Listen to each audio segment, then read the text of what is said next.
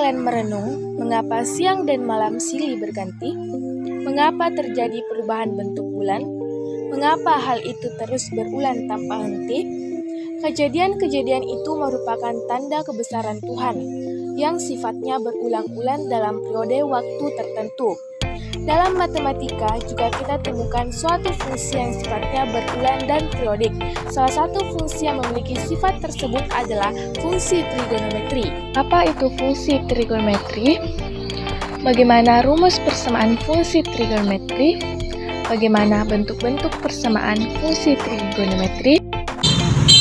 Yuk, simak penjelasan selanjutnya. Apa sih fungsi trigonometri itu?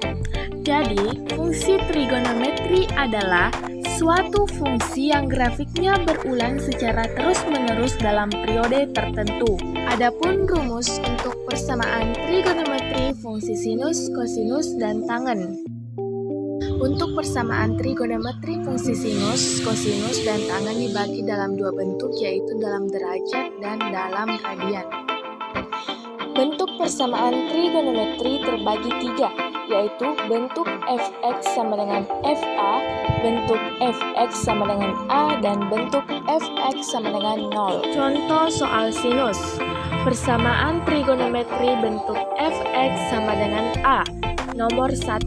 Tentukan penyelesaian dari persamaan sin 2x sama dengan 1/2 akar 3 untuk 0 derajat lebih kecil sama dengan x lebih kecil sama dengan 360 derajat.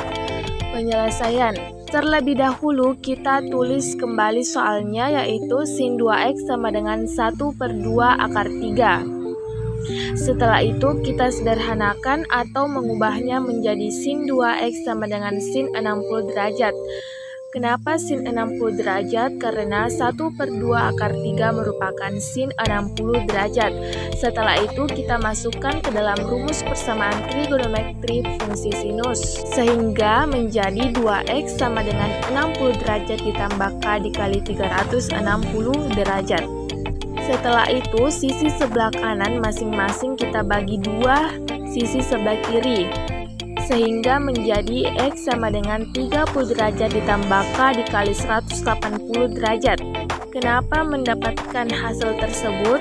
Karena 60 dibagi 2 itu 30 derajat, 360 dibagi 2 menghasilkan 180 derajat. Jadi hasilnya adalah x sama dengan 30 derajat ditambah k dikali 180 derajat. Untuk k-nya tetap. Setelah itu tahap selanjutnya yaitu menentukan untuk k sama dengan 0. K sama dengan 0 berarti k-nya diubah menjadi angka 0. Maka menjadi x sama dengan 30 derajat ditambah 0 dikali 180 derajat, hasilnya 30 derajat. Memenuhi. Untuk k sama dengan 1. Artinya k-nya diubah menjadi angka 1, sehingga menjadi x sama dengan 30 derajat ditambah 1 dikali 180 derajat sama dengan 210 derajat. Masih memenuhi. Kita lanjut untuk k sama dengan 2. K sama dengan 2 artinya k-nya kita ubah menjadi angka 2, sehingga menjadi x sama dengan 30 derajat ditambah 2 dikali 180 derajat sama dengan 390 derajat, sehingga hasilnya sudah tidak memenuhi. Setelah itu kita masuk ke dalam rumus kedua, sehingga kita bisa tulis menjadi 2x sama dengan 180 derajat dikurang 60 derajat ditambah k dikali 360 derajat. Terlebih dahulu kita kurangkan dulu 180 derajat dikurang 60 derajat itu kan 120 derajat. Jadi 2x sama dengan 120 derajat ditambah k dikali 360 derajat. Setelah itu masing-masing sisi sebelah kanan kita bagi 2 dari sisi sebelah kiri. Maka menjadi x sama dengan 60 derajat ditambah k dikali 180 derajat. Dari mana dapat 60 derajat? Dari 120 dibagi 2. Dari mana dapat 180 derajat? Dari 360 derajat dibagi 2. Setelah itu kita masuk ke tahap selanjutnya, yaitu untuk k sama dengan 0. K sama dengan 0 artinya K diganti menjadi angka 0. Sehingga menjadi X sama dengan 60 derajat ditambah 0 dikali 180 derajat sama dengan 60 derajat. Memenuhi. Selanjutnya untuk K sama dengan 1.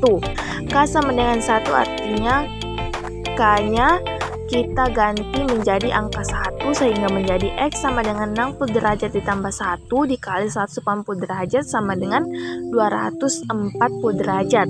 Masih memenuhi. Selanjutnya untuk K sama dengan 2. K sama dengan 2 artinya K-nya kita ganti menjadi angka 2 sehingga menjadi X sama dengan 60 derajat ditambah 2 dikali 180 derajat, hasilnya 420 derajat, tidak memenuhi. Setelah itu kita simpulkan bahwa jadi himpunan penyelesaiannya adalah 30 derajat, 60 derajat, 210 derajat, dan 240 derajat. Kita tulis yang memenuhinya saja.